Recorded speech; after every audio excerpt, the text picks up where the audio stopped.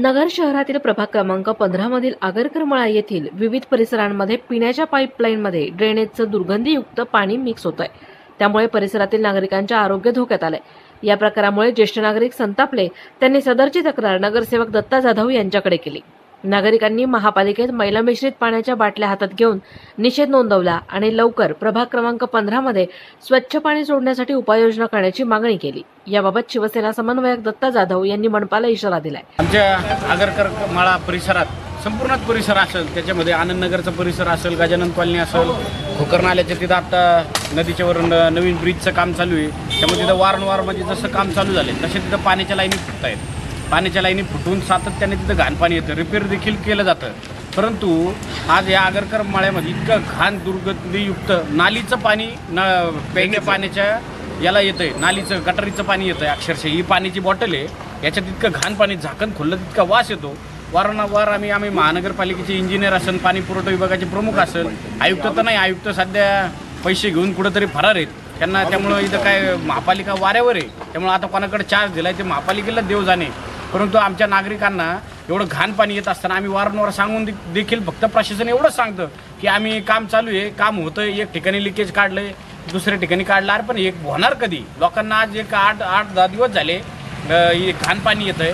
सातत्याने हेच लोक नागरिक घाण पाणी पित आहेत आणि आजारी पडत आहेत। आणि आमचा आगरकरमाळा परिसर असा आहे की गेल्यावर वेळ म्हणजे ही दुसरी-तिसरी वेळ आहे, कावळीची साथ देखील या भागातून चालू झाली।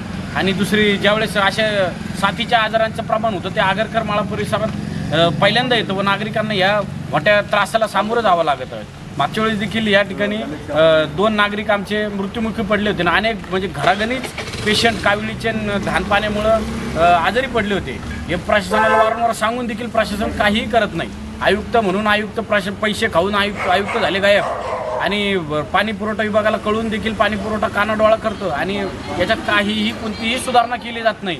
इतकं घाण नालीयुक्त दुर्गंधीयुक्त पाणी नागरिकांना पाजलं जातं। हे उद्याचं पाणी आज उद्या आम्हाला सकाळी हे 2 दिवसात हे पाण्याचा प्रॉब्लेम जर घाण पाण्याचा सॉल्व नाही झाला तर हे जे पाणी आमचे नागरिक पितात हेच पाणी आम्ही जे कोणाला आता प्रभारी म्हणून चार्ज दिला असेल त्या आयुक्तांना आम्ही हे पाणी पाजू असा आम्ही कडकडीत इशारा देतो। Jain housing society station road, मी या ज्येष्ठ नागरिक संघाचा अध्यक्ष केडी खानदेश आहे।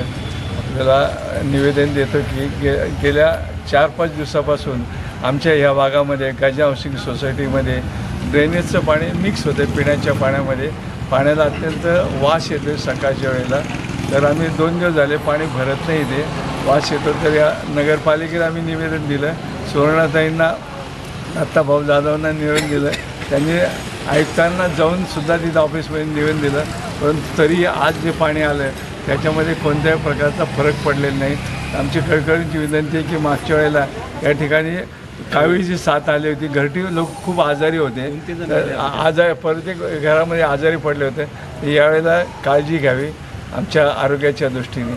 ज्येष्ठ नागरिक संघ सचिव म्हणून बोलतो आहे। तिथं बऱ्याच भागामध्ये गढूळ आणि स्मेल असा वास येतो त्या पाण्याचा। तरी आगरकरमाळा येथे तरी सदरबाबत वेळोवेळी आम्ही 4 दिवसापासून हा प्रॉब्लेम आहे, त्याची तातडीने दुरुस्ती करावी असे महानगरपालिकेला आणि इथले माजी नगरसेवक यांच्याकडे आम्ही तक्रारी केलेल्या आहे। ते पण त्याबाबत प्रयत्नशील आहे, त्या सर्वांचे मी आभार मानतो।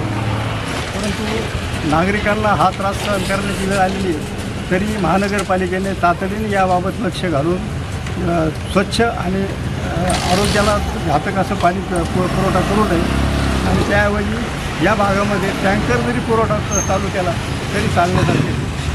यावेळी नगरसेवक प्रशांत गायकवाड, युवराज खैरे, सचिन बनकर, ज्ञानेश्वर कविटकर, अशोक आगरकर, नूर आलम शेख, केडी खानदेशी, विजय लुणे, श्रीकृष्ण लांडगे, श्री पत्रेसर, बाबूराव उगले, श्रीधर नांगरे, विठ्ठल मुळे आदींसह नागरिक उपस्थित होते। महानगर न्यूज डेस्क, महानगर न्यूज ब्युरो, अहमदनगर।